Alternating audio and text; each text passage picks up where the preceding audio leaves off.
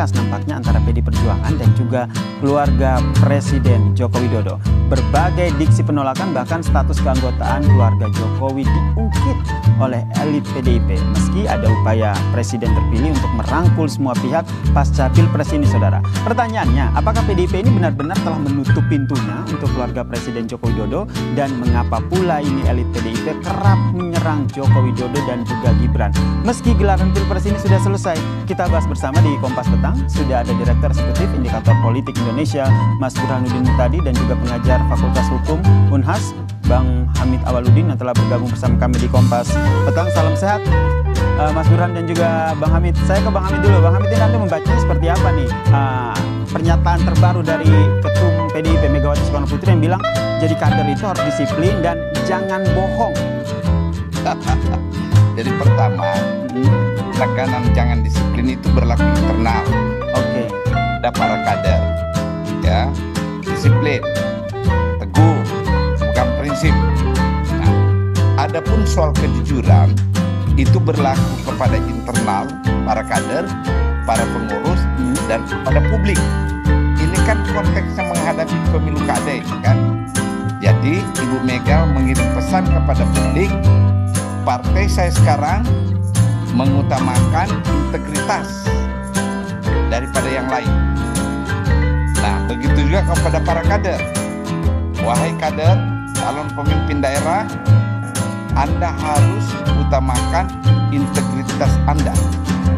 Kalau dulu-dulu kan tema yang diusung PDIP itu kan adalah tema pembebasan, kebebasan dan demokrasi kan. Nah, sekarang saya kira khusus pemilu kada ini dibawa kepemimpinan Ibu Megawati, dia mengusung tema utama integritas. Integritas. Kalau dalam jabarannya itu ya jujur, jangan berkata bohong dan sebagainya dan seterusnya.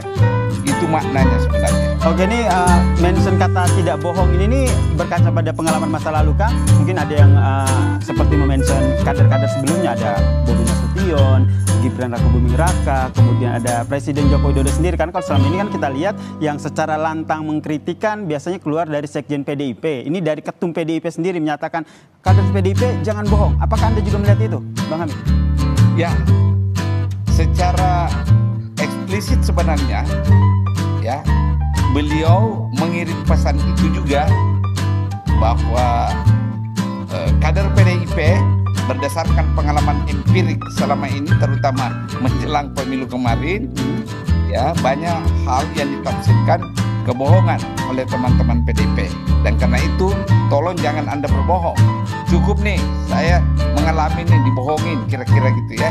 Ke depan terus pemilu kada jangan terulang lagi. Itu makna terdalam dari pesan Ketua Umum PDIP Perjuangan. Oke, untuk pilkada sebaiknya kader jangan bohongi saya lagi deh, sederhananya seperti itu. Mas Burhan juga melihat hal yang sama, ada pesan tersirat yang disampaikan oleh Megawati Soekarnoputri ini? Ya bisa ditafsirkan ke sana.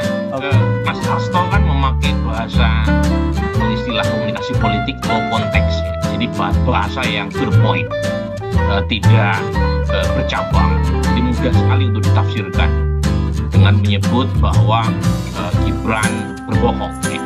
Sementara Ibu Mega itu memakai bahasa sebaliknya, high konteks. Ya.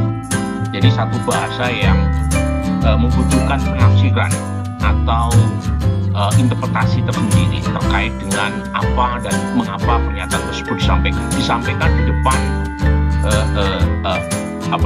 para calon kepala daerah yang akan diusung oleh PD Perjuangan, dan disampaikan dalam konteks pentingnya menjaga integritas calon pemimpin nasional ataupun lokal. Jadi orang dengan mudah mengaitkan pernyataan Ibu Mega dengan apa yang sebelumnya disebut oleh Mas Hasto. Dan kalau kemudian benar tafsiran itu berarti menunjukkan apa yang disampaikan oleh Mas Hasto sebagai sekjen itu ya representasi dari pernyataan Ibu Mega. Jadi itu yang menjelaskan mengapa sekjen PD Perjuangan belakangan seringkali yang mengeluarkan pernyataan yang dialamatkan kepada keluarga besar Jokowi karena dianggap membohongi Ibu Mega dan PD Perjuangan terkait dengan Pilpres 2024. Oke, kemudian Mas Burhan sendiri nanti melihatnya apakah kritikan ataupun serangan dalam tanda kutip yang dilontarkan oleh PDIP baik dari Hasto maupun secara tidak tersirat oleh Ketum PDIP Megawati Soekarno Putri akan terus berlanjut? Iya, jadi ini bukan residu pilpres mata ya. Dan kita tahu Ibu Mega punya karakter yang seperti itu ya. Jadi sejak insiden 2004 dengan Pak SBY udah 20 tahun itu berlalu dan sampai sekarang kita belum menemukan pertemuan antara Ibu Mega dengan Pak SBY. Dan bisa jadi efek terhadap Pak Jokowi juga bisa selama itu ya.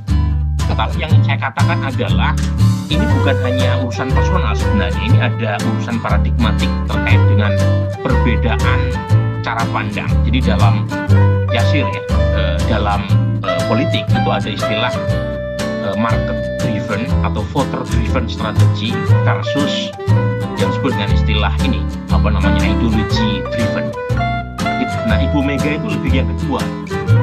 Jadi makanya beliau agak kurang begitu suka memakai pendekatan popularitas. Nah, Pak Jokowi itu lebih yang pertama. Pak Jokowi itu market driven.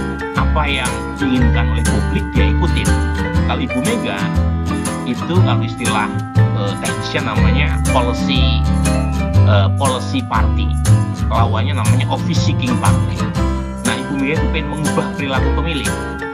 Nah, kalau Pak Jokowi dia ikut apa yang diinginkan oleh pemilih, makanya Pak Jokowi menang terus. Itu salah satunya itu penjelasannya. Jadi ini sebenarnya perbedaan cara pandang yang sudah terlihat sejak menit pertama ketika Pak Jokowi dicapreskan oleh Ibu Mega 2014. Dan itu yang menjelaskan mengapa Ibu Mega menyebut Pak Jokowi sebagai petugas partai. Karena dalam konteks elektoral dan dalam konteks pendekatan yang disebut tadi istilahnya policy seeking party, calon kepala daerah, calon pemimpin nasional itu alat atau aparat partai. Oke. Nah, atau misalnya termasuk dalam soal Piala Dunia U20, Ibu Mega pakai pendekatan ideologi kan. Dan sementara Pak Jokowi maunya dia ini kan populer olahraga, kenapa harus melarang Israel, apalagi Israel lolos. Oke. Ini kalau kita lihat ini ada perbedaan pandangan begitu dari antara perbedaan pandangan dan Megawati Soekarno Putri dan juga Presiden Joko Widodo begitu. Kalau Bang Hamid sendiri melihatnya seperti apa? Karena di Majalengka sendiri kan Hasto sendiri kan juga bilang bahwa ranting kemudian cabang PDIP sendiri juga ternyata banyak yang menolak jika ada wacana pertemuan antara Joko Widodo dan juga Megawati Soekarno Putri. Jadi sekali lagi saya sepakat dengan Mas Burhan. Ini persoalan paradigma dalam berpolitik. Kalau paradigma Pak Jokowi sangat pragmatis, Ibu Mega sangat idealistik. Paradigmanya itu adalah paradigma yang mengutamakan idealisme. Ya. Nah, dalam konteks ini, saya kira Ibu Mega, saya tidak terlalu banyak mengharap dan membayangkan Ibu Mega akan melakukan komunikasi dengan keluarga Jokowi dalam waktu dekat. Kemungkinan kecil lah itu akan terjadi ya Pak Hamid ya? Ya, jadi apapun yang dikatakan Hasto, menurut saya itu refleksi dari jalan pikiran Ibu Megawati. Ya, hanya cara menyampaikannya yang beda. Sebagaimana Mas Burhan katakan, Mas Hasto itu apa tadi itu? Low konteks. Kalau Ibu Mega kan ya mungkin juga karena jam terbang dalam politik yang membuat beda. Saya tidak melihat memang ada kemungkinan terjadi pertemuan dan silaturahmi yang dibayangkan orang antara keluarga Ibu Mega, PDIP dengan keluarga atau dinasti Jokowi. Oke, Mas Burhan juga melihat yang sama. Kemudian jika kita kaitkan dengan kekecewaan begitu yang dialami oleh PDIP dan juga Megawati terhadap Joko Widodo ini, apakah ini juga mengganjal akhirnya hingga saat ini pertemuan antara Prabowo Subianto dan juga Megawati Soekarno Putri ini belum jadi juga nih, belum jelas nih kapan waktunya. Iya, jadi kita harus menyiapkan diri untuk menyaksikan residu pilpres akan berlangsung lebih lama yang kita duga ya. Ibu Mega tidak ada masalah dengan Pak Prabowo karena kita tahu Pak Prabowo pernah jadi cawapresnya di 2009 dan banyak juga pihak yang menyebut Ibu Mega lah yang menyediakan karpet merah buat Pak Prabowo waktu Pak Prabowo ingin pulang dari Jordania. Tetapi Pak Prabowo kan sekarang punya relasi yang sangat baik dengan Pak Jokowi, dan salah satu yang membuat Mas Gibran akhirnya menjadi cawapres Pak Prabowo, menurut majalah Tempo, usulan pertamanya datang dari Pak Prabowo. Jadi memang ini hubungan yang pelik ya. Saya menyebut di Kompas TV sebagai hubungan antara Pak Jokowi, Ibu Mega, dan Pak Prabowo sebagai semacam cinta segitiga. Jadi pelik. Jadi tidak ada masalah dengan Pak Prabowo, baik antara Pak Jokowi dengan Ibu Mega, tapi per hari ini ada masalah yang sangat serius antara Ibu Mega dengan Pak Jokowi. Jadi posisi seperti ini, cinta segitiga seperti yang Mas Burhan sampaikan ini, apakah sosok Prabowo ini bisa jadi penengah begitu? Harapannya atau kecil kemungkinan karena tadi perbedaan paradigma, jadi emang susah. Ya, harapannya seperti itu, tapi sepertinya tidak bisa ya dijembatani dalam waktu dekat. Mungkin waktu yang akan bisa menjawabnya, tetapi setidaknya dalam waktu dekat sulit. Apalagi kalau misalnya Ibu Mega PDI Perjuangan bersedia bergabung dengan pemerintahan Prabowo Gibran misalnya ya, tetapi dengan syarat Pak Prabowo menjaga jarak dengan Pak Jokowi. Kalau syaratnya seperti itu, melihat karakter Pak Prabowo yang cenderung loyal sama orang yang pernah membantunya, sepertinya kok sulit terjadi term semacam itu dipenuhi oleh Pak Prabowo.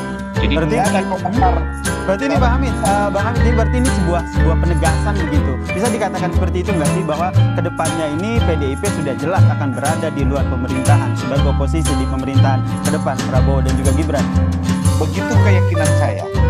PDIP akan berada. Nah, ada catatan sedikit sekali.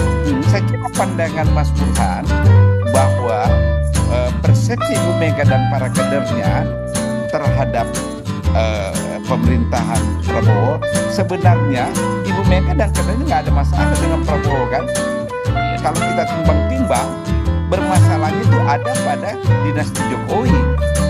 Begitu pula saya kira bangsa kita, sebagian terbesar pandangan itu sama, bahwa mereka lebih bisa menjustifikasi dan menerima Prabowo kalau harus menerima dibanding menerima kehadiran Gibran itu. Jadi pandangan umum juga sama itu, bukan hanya Ibu Mega dan para kadernya. Baik, kita nantikan ya seperti apa. Apakah betul benar-benar nih isu ataupun wacana pertemuan Prabowo dan juga Megawati ini tidak jadi begitu, karena ini ramai sekali jadi perbincangan. Kita nantikan di dinamika politiknya akan seperti apa ke depan. Terima kasih pengajar Fakultas Hukum Unhas Pak Hamid Awaludin, dan juga pengamat politik dari Direktur Eksekutif Politik Indonesia Bang Burhanuddin Muhtadi telah bergabung bersama